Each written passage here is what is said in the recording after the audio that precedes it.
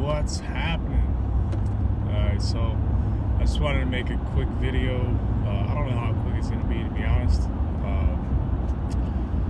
I'm going to talk about the rates that everybody's seeing here. So, 2018 was really good. Everything was going up and going up. And then 2019, everything kind of just started not coming down really fast, but it kind of just hit a plateau and just kind of went up and down a little bit. And then this year, obviously with all the pandemic going around, they just tanked. And myself being on the brokerage side and the trucking side of things, the actual driving, we have drivers who do the brokerage. I'm seeing a lot of low rates, like all over, and it has nothing to do. A lot of people are saying, oh, it's the brokerage driving rates down.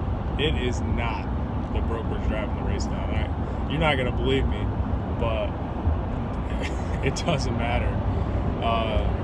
You guys got to think outside of, hating brokers and hating truck drivers. Like, even the brokers, like, not liking the truck drivers. And you got to think of everything that's going on in the world right now.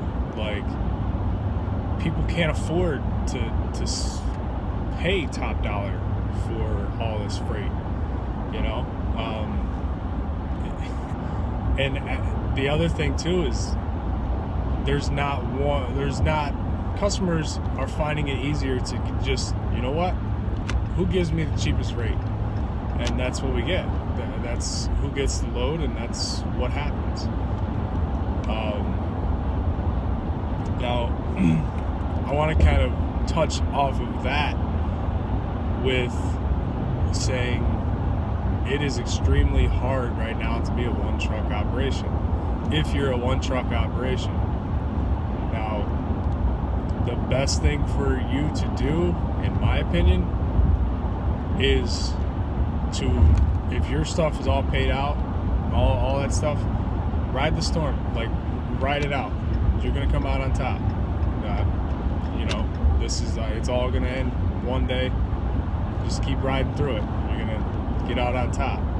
Now, if you're a one truck and you've got all these payments and you can't seem to keep moving, you need to find yourself a company to lease onto, cut all your expenses down to minimal to none. You're still going to have like insurance and all that stuff, and, truck issues and stuff like that, but cut your expenses. You should have done it probably a little bit ago. A lot of people did because they saw this coming. A lot of people cut expenses. They got out of the lease trucks. They got out of everything. They're into a monthly payment versus weekly payments, or no payment at all because they bought a truck outright. Now, that is going to be the way to overcome all these low rates and tough times right now. All right. Now, I've got one driver who he's got a weekly payment still. We brought him on he was at Schneider Finance, or he's got a Schneider Finance truck. Weekly payment still, almost paid off. He's got a couple months left, and he's going to ride it out. But I've been lucky enough to keep him running with our freight, and we've got so much other, like, I could just keep him running all the time, and he's still hitting the $55,000 to $6,000 weeks, on the low end, like 48. Now, when he goes home, we found that it's better for him to fly home than it is to actually drive home, only because he's staying in this area, running our freight, and staying consistent. All right, so staying consistent with running Monday through Saturday, 6 days a week, just running and running and running, and then getting the reset in, picking up Monday and going, or done on Friday and running on Sunday. Like, it just keeps the wheels turning as soon as you can go. So that has been the key factor for him. And then I've got drivers that, got another driver that, you know,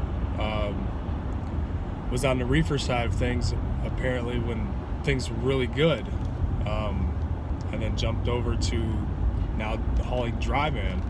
And one, you see the difference in reefer to Drivein just in general, rate per mile, however you want to divvy it up.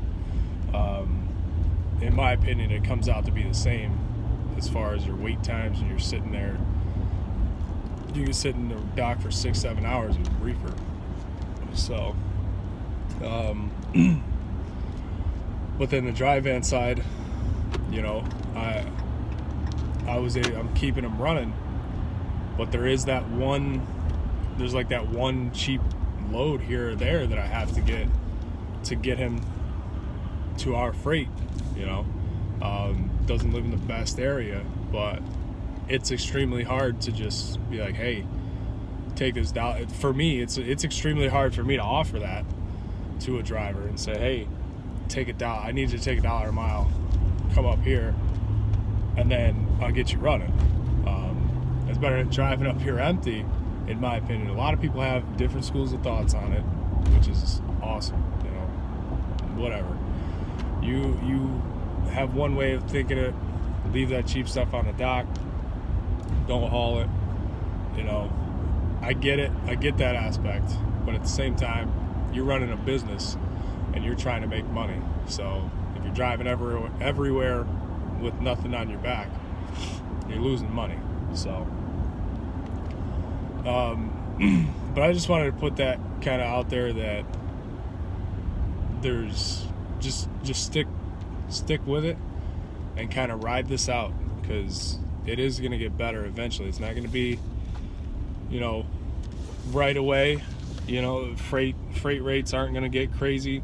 A lot of people think that as soon as this pandemic is open and everybody can go everywhere, that people are going to be spending crazy amounts and rates are going to go way up. Rates are not going to go way up. All these businesses are hurting from this right now. So even after they're allowed to get back to work and get back to production in certain aspects, you gotta think they took a huge hit. So they're gonna want to cut costs, and they're gonna want to keep their expenses extremely low. So this is gonna be the new norm for a little while. Like I said, link up with a company that can keep you running, or lower your expenses the best way you can. Ride the storm out, and it'll be better in the end. So thanks for watching, guys. I will try to keep up with some videos, and I'll talk to y'all later.